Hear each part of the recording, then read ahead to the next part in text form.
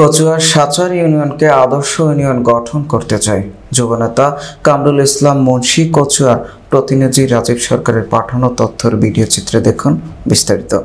চাঁদপুরের কচুয়া উপজেলার ১ নং সাচার ইউনিয়নে অসংখ্য ছাত্রনেতা তৈরির কারিগর কামরুল ইসলাম মুন্সী। কচুয়া উপজেলা বিএনপির প্রধান সমন্বয়ক মোহাম্মদ মোশাররফ হোসেন মিয়াজির একান্ত আস্থাভাজন ও তৃণমূলের যুব নেতাকর্মীদের পছন্দের প্রার্থী। সাচার ইউনিয়ন যুবদলের যুগ্ম আহ্বায়ক কামরুল ইসলাম মুন্সীকে এবার সাচার ইউনিয়ন যুবদলের পূর্ণাঙ্গ কমিটিতে সাধারণ সম্পাদক হিসেবে দেখতে চায় এলাকাবাসী।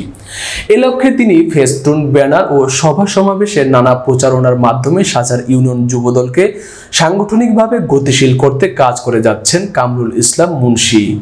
শায়ারুল গ্রামের এক নির্যাতিত বিএনপি পরিবারের সন্তান, বিগত আওয়ামী সরকারের সময়ের পরীক্ষিত রাজপথের ত্যাগী ও সাহসী নেতা কামরুল ইসলাম মুন্সীকে এই ইউনিয়ন যুবদলের পূর্ণাঙ্গ কমিটিতে সাধারণ সম্পাদক নির্বাচিত হলে মাদকমুক্ত, উন্নত ও আদর্শ একটি ইউনিয়ন গড়ে তোলা হবে বলে দলীয় নেতাকর্মী ও সমর্থকরা মনে করেন।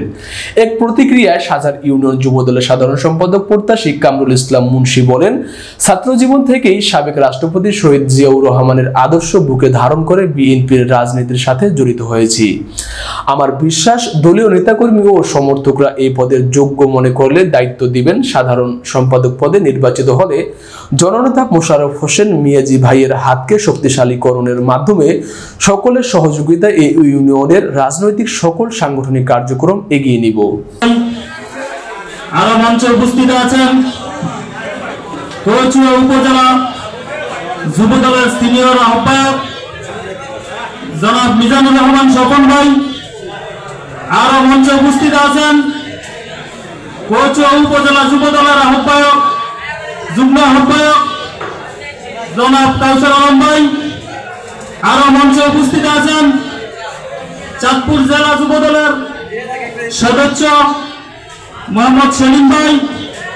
আরো মঞ্চে উপস্থিত আছেন চাঁদপুর জেলা যুবদলের সদস্য ইসমাইল ভাই।